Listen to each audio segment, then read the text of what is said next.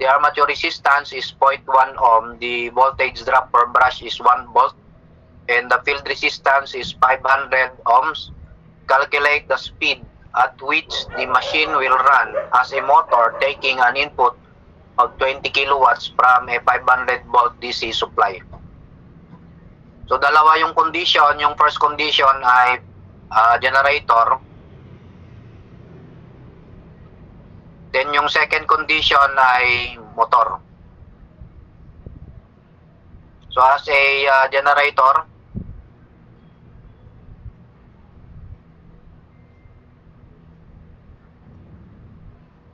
para masolve natin ng maayos. Pagsanay na kasi kahit di na mag-drawing.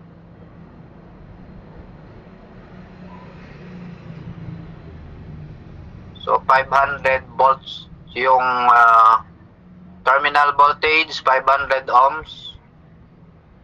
So yung shunt current is 1 ampere. Tapos ano yung line current? So ito ay 0.1 ohm. So ito yung magiging EB1 is equal to EG. So what is the value of I line? P output divided by the terminal voltage. So 20,000 divided by 500. Hindi yung 1,000 na RPM yon. So 20,000 divided by 500. So 40 amperes. So ano yung value ng IA? Kapag generator plus I line at saka I shunt, which is equivalent to 41 amperes. So ano yung value ng EB1, which is equal to EG? So 500 plus IA times RA, 0.1. So 504.1. Tama ba yung aking mental multiplication and addition? 504.1 volts. Then yung sa second condition,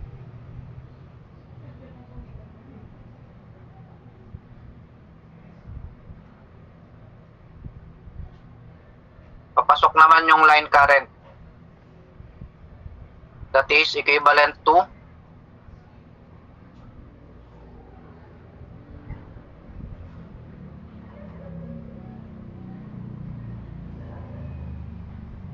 may brush. So plus 2 times 1 volt. So per brush sabi niya. Okay, kaya salamat. So 506.1 volts.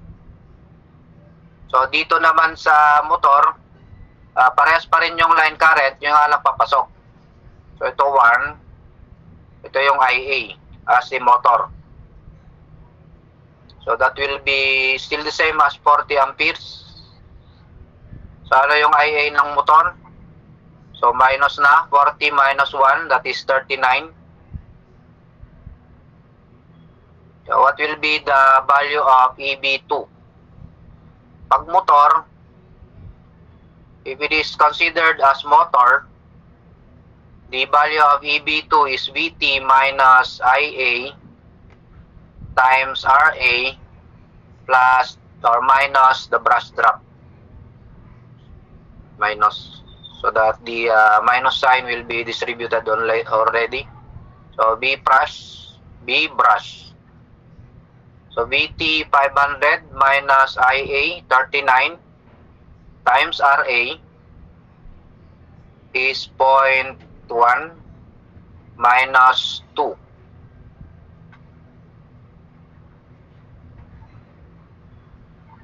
So 500 minus 39 times 0.1 minus 2.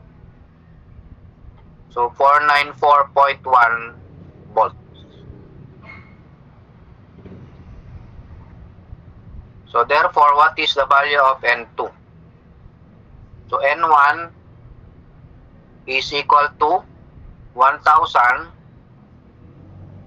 Manipulate na natin ito yung formula, N2 all over N1 is equal to EB2 all over EB1 times flux 1 over flux 2.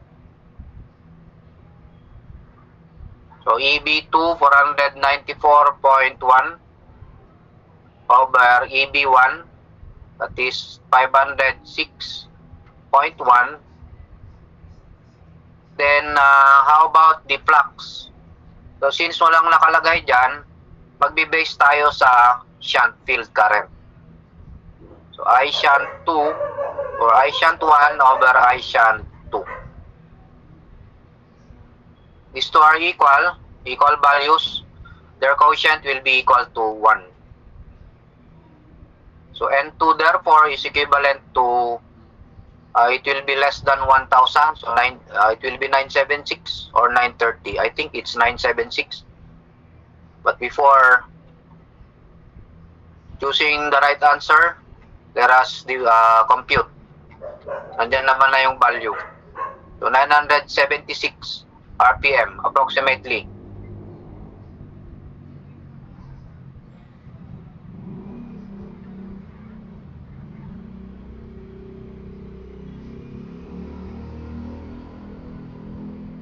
So 976 revolution per minute, letter A. Ito yung working equation natin. Lagi nating babalikan yan pag may variation ng speed.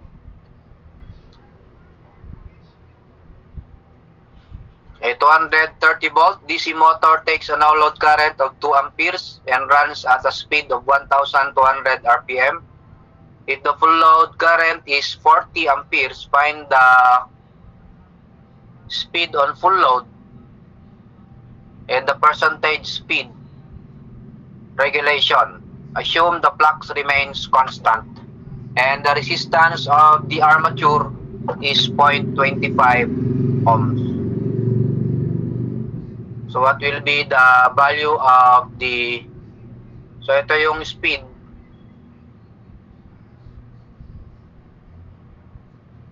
at full load.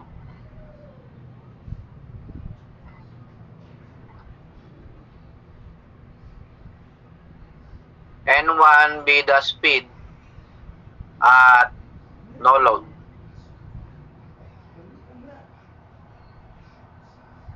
So ano yung value ng EB2? So that will be 230 volts minus EB2 speed at full load, so 40. So yung 40 amperes, yun yung dumadaan sa 0.25 na current. 220 volts. Then EB1 is equal to find the speed on full load, so N2. EB1 is 230 minus the no-load current drawn. It will be flowing through the armature resistance 2 times 0.25, 1/4, 1/2, 229.5. Kaya 230 minus 2 times 0.25, so 229.5 volts. So N2 all over N1 is equivalent to EB2 all over EB1 times flux 1 over flux 2. So the flux remains constant, so therefore this is equal to 1. So what is the speed at full load? It will be less than 1,200. The only answer is 1,000. The only speed that is less than 1,150. 1,200 is 1,150. Maybe that's the answer. So from no load to a certain load, so you expect that the speed will decrease to a certain value. Sinuturuan ko lang kayong mag-analyze. 150 yung sagot. Kasi 1250. Ito na yung maximum speed ng motor, 1,200 at no load. So N2 is 1,200 multiplied by 220 over 229.5. So times 1. So 1,200 times 220 divided by 229.5. So 1,150.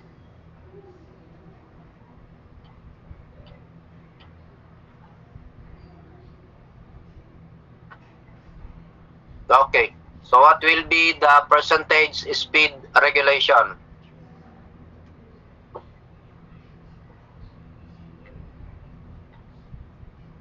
So N1, N no load minus N full load all over N full load multiplied by 100%.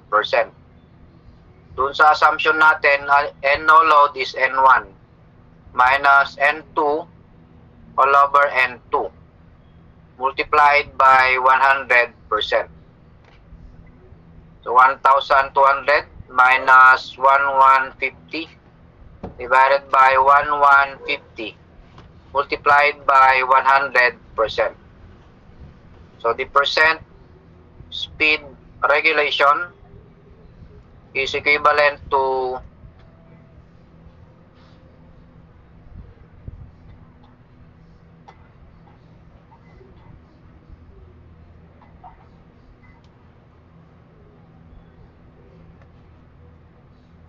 4.3%.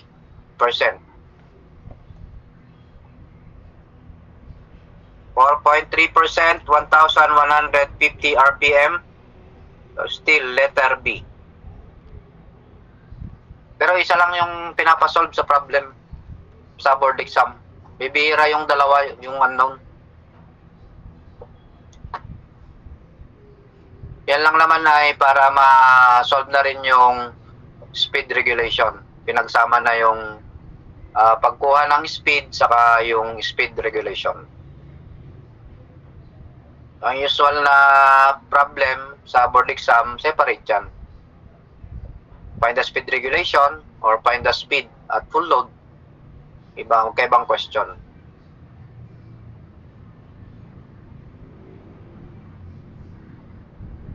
Okay, number 13.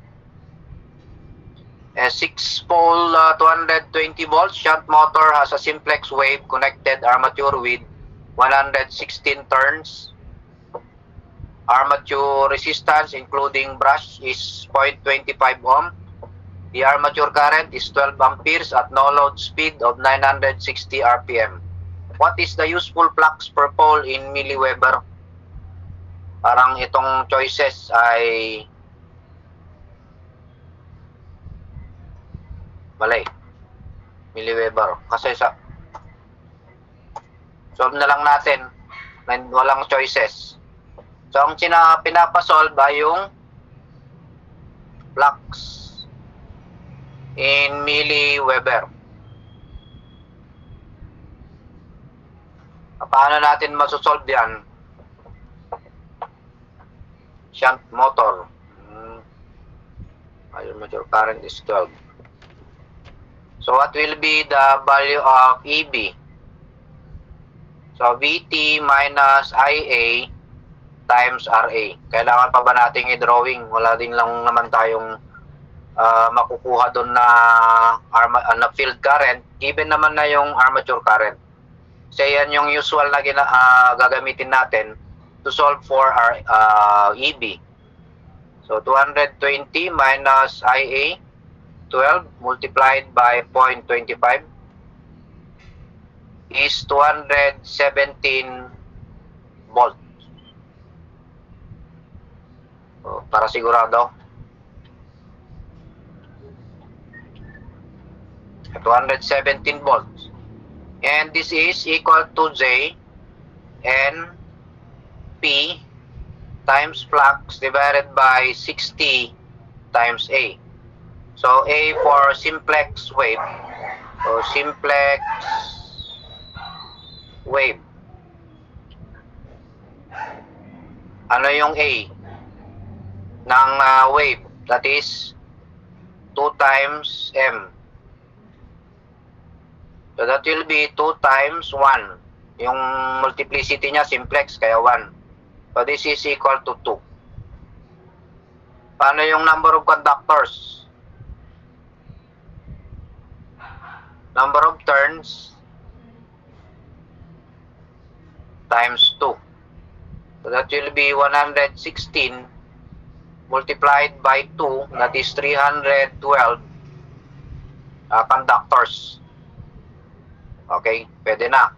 217 is equivalent to Z, 312 times the speed, 960 revolution per minute, times the number of poles, 6, times the flux per pole, that is unknown, all over the value of 60 times A, that is 2. So therefore, what is the flux per pole emanating from each of the poles? So 217 times 60 times 2 divided by 312 divided by 960 divided by 6. So times 1,000. So 14.5 milliweber. Mali yung choices na nakalagay. Yung mga ibang quizzes nyo na mga basic, sinadya ko talaga yon na alisin yung mga choices.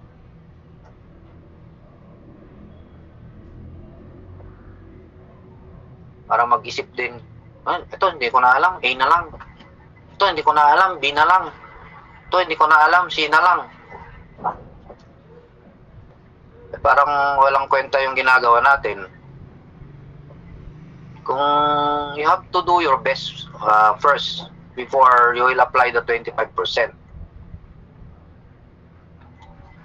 Pag ganun ang gagawin natin sa board exam, we will apply the 25%. Your probability of passing will be, so, halimbawa, 70 yung gusto mong kunin sa 100 times combination of 70, kasi 70 yung approximate, times yung probability mo na makuha yung 70.25, tapos probability na hindi mo makuha 0.75 raised to 30. Your probability of passing will be, pag in-apply mo yung times 10 to the negative 21, 0%.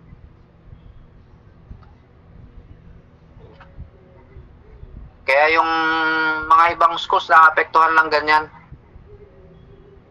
Actually, ang tinatarget namin per school, lalong-lalo na pag solid, yung top performing.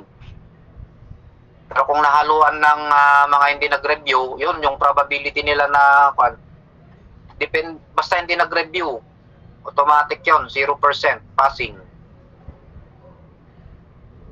Diba? Tayo nga na press. Paano pa kaya yung mga oldies kagaya ko na hindi na nagre-review? Kakalawangin yan kahit na magaling nung college, pag hindi na-apply, kakalawangin yan. Kaya ngayon, maximize nyo na yung time nyo. Dahil naka-quarantine kayo, so you take that opportunity para mapahaba yung review nyo. Since karamihan naman nata sa inyo, mag-exam ng April. Ang mindset natin, April na. Pero habang may September pa rin yung mindset natin para mag-review pa rin kayo ng maayos. So let's just wait for official announcements. I think the trend is still upward. Huwag tayong maniwala sa sinasabi na na-flatten yung curve. Baliktarin mo, yun, na-flatten.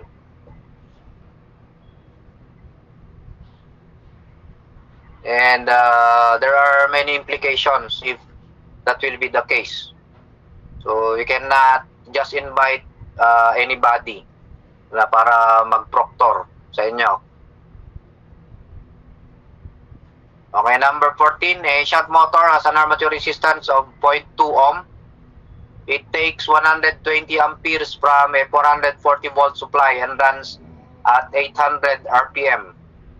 If the total torque developed is unchanged, calculate the speed and the armature current if the magnetic field is reduced to 60% of the initial value. Since walang nakalagay dyan na shunt, siguro i-assume natin ito na IA.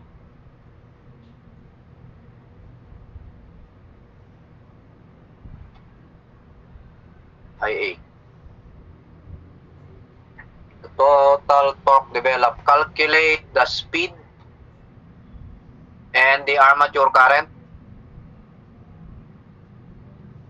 Of course, the load torque is unchanged and the magnetic field is reduced to 60% of its initial value.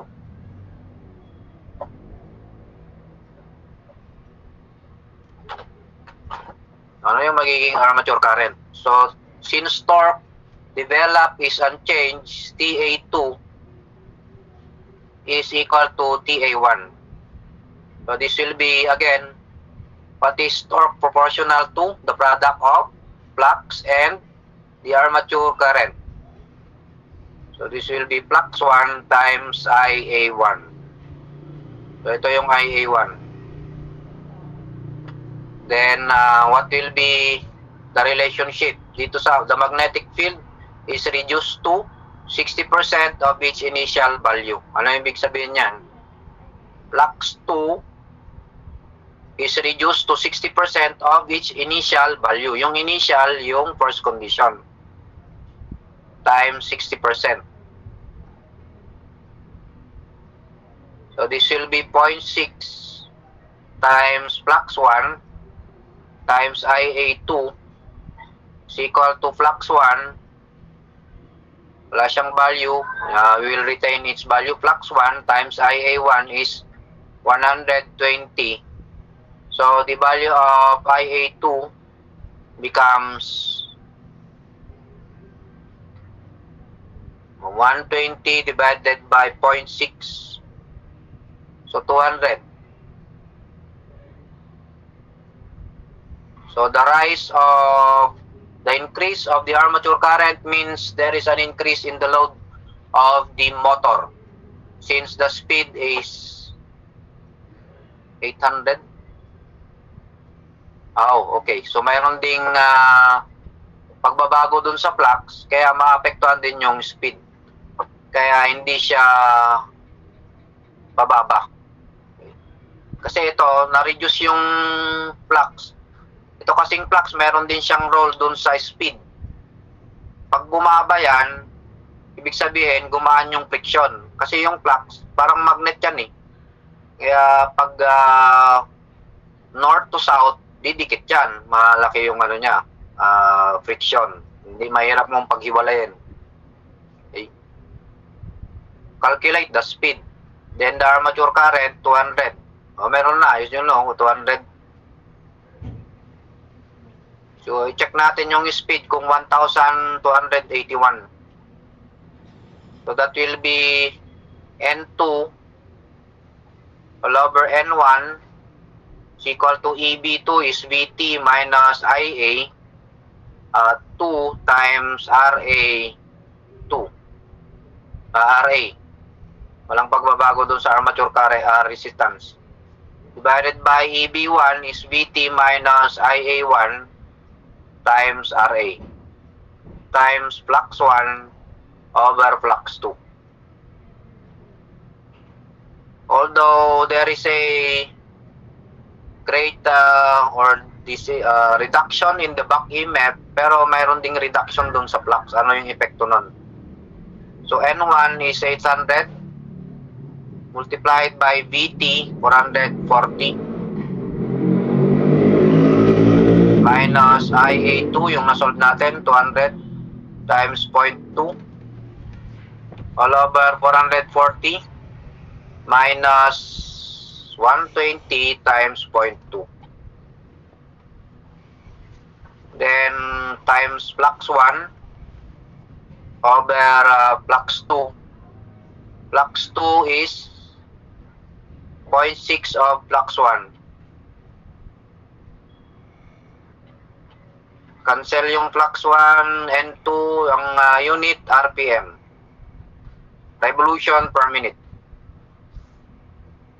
800 times the quotient, 440 minus 200 times 0.2 divided by 440 minus 120 times 0.2.